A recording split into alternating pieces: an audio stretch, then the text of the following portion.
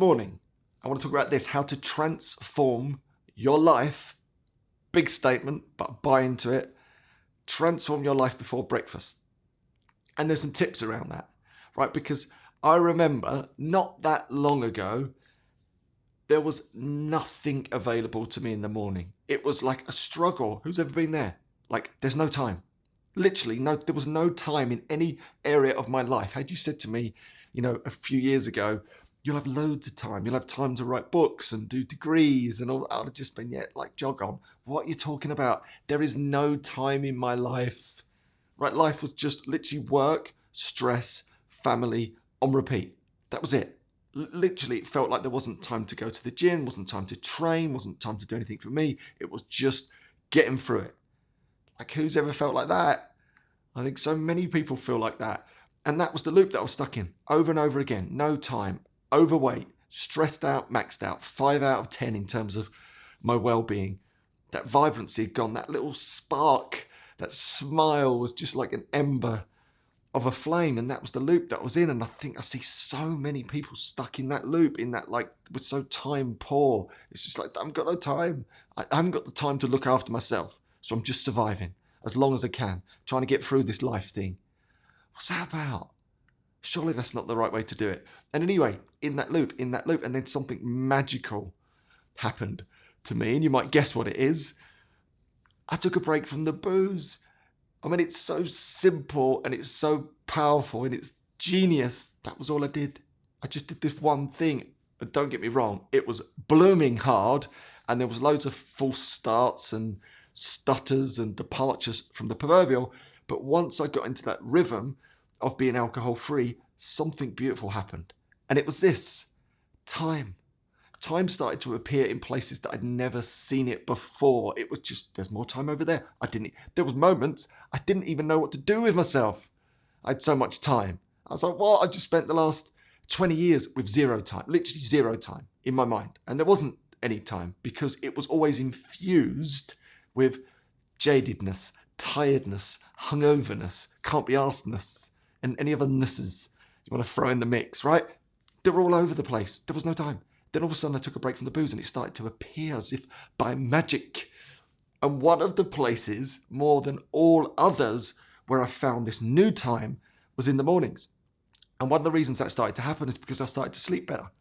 And we know it, the research is there. Alcohol destroys the quality of your sleep. So it might knock you out, but it actually doesn't allow you to get into the deep restorative phases of sleep that replenish you and refresh you. And that's the trick and the mistake so many people make. I actually was with a colleague once, and when I said I wasn't drinking, he looked at me with like real, like, heartfelt concern, and he said, "But how'd you go to sleep?" What? I was like, no, I just don't, like, literally couldn't understand. And by the way, this is someone that drinks way too much. He couldn't understand how you could go to sleep without drinking. Having some alcohol in your system to send you to sleep. He obviously used it as a soother, as it were. Couldn't understand it. I was like, well, yeah, quite easily actually, and I feel bloody amazing on the back of it because I need to sleep less because I'm getting that deep restorative sleep. All of a sudden, I started to wake up before the alarm. When's that ever happened? When's that ever happened? Like, think back if you're on your alcohol-free adventure now or you're thinking about it. How many times prior to that would you wake up before the alarm? For me, zero. Never happened, ever. It was like, the alarm thing, boom. 10 more minutes, then panic stations, because then that 10 minutes was 30 minutes. Now you're late. That's what life looked like forever. And just on that loop. But then all of a sudden I started to wake up before the chimes went.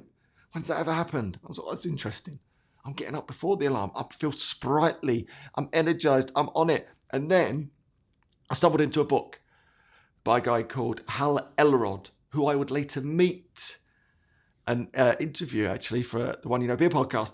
But Hal Elrod wrote a brilliant book called The Miracle Morning, right? And it's a simple thing, right? It's not like, this is not rocket science. It's like common sense, just magnified. But the book is brilliant.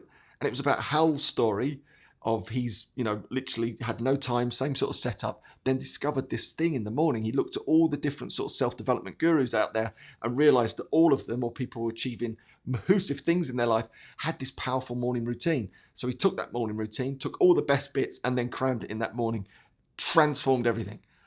I thought, I like this guy. I like that story. I'm going to try that. Let's just see what happens. Let's see what happens if I get up a little bit earlier, just like half an hour early. Just see what I can do with that half an hour. Can I do anything with it? And in that half an hour, I thought, do you know what I'll do? I'll start exercising. It's the first thing I'm going to do. I'm going to get the exercise done because I've always got more mojo of a morning. And from a technical point, you have, because your willpower tanks are higher of a morning, just to let you know. So if you've got willpower challenges, stick them in the morning. Best place to put them. Anyway, got on a rhythm, started exercising. Blimey, started to lose some weight. Bearing in mind, I was 3 stone heavier then. Started to optimize my physique, so I was consistent, showing up every morning, exercise. I thought, this is brilliant. What about that? 30 minutes a day, everything started to change. I thought, can I make it 45?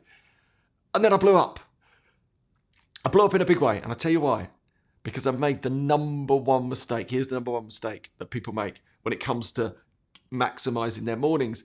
I was still trying to go to bed at the same time, right? So you can get away with that probably for about 15, 30 minutes, right? You can almost just like squeeze that out of it. But as soon as you go past that, it's blow up time. It's diminishing returns. You have to get the set amount of sleep. If you need your 7.5 hours, you need your 7.5 hours. You cannot beat the Sandman. No one can beat the Sandman. You need that amount of sleep. So if you want to get up earlier and start stretching that time from 30 minutes to an hour, you need to go to bed earlier. As glaringly obvious as that is, but that's the bit that everyone misses. It's like, yeah, well, I'm going to get up at 5 a.m. and still go to bed at 12. And they're like, oh, this is rubbish. I'm not doing anything. I'm tired all day. Yeah, because you've only just had 5 hours sleep. No wonder you're rubbish. There's like myriad research around productivity and motivation and poor sleep. You want your sleep. Your sleep is like your rocket fuel. You just shift it. So you start to go to bed earlier. Because here's the thing, you have to reflect on this stuff. What are you doing between the hours of like 9 and 11? Most people, nothing. They're just completely like zoned out in front of a box set. When we have box sets on Netflix, it's like, it's not quality time. It's just time. So I looked at that with Tara and we went, do you know what? What about we just lop off an hour of that? We just get rid of it. And I know there's that sense, especially if you work long hours. It's like, yeah, but I work all these hours. If I come home and go straight to bed, what's the point? But here's the thing. I'll tell you the point. The point is you get all of that time in the morning when you've actually got some energy to do something with it, rather than just like, oh, I'm just got to sit here because I'm an adult and I'm grown up and I've got to stay up late and do adult stuff. It's like, put it in the morning. And then you can wake up and go, boom, I'm on it. I'm going to go and do something with that. I might go for a run. I might read some stuff. I might study. That's the thing. You're not losing it. You're gaining it times 10. So you've got to shift your sleep time. So that became 9:30, became 9 o'clock. Guess what? The 5 a.m. miracle was on, right? It's just so simple when you look at it. But the core, the key to it, the catalyst, the one thing, for me anyway, that allowed that to happen was removing the booze. That is why taking a break from alcohol is way bigger than just removing those hangovers and whatnot. It is the life changer. It's the transformer. It is the gateway to all of the good stuff. Because from that consistency of 5 a.m., imagine that, 2 hours before work, before the world was awake. What could you do with 2 hours? I'll tell you what you could do with 2 hours. You could change your world. You could change the world in 2 hours a day. 2 hours a day.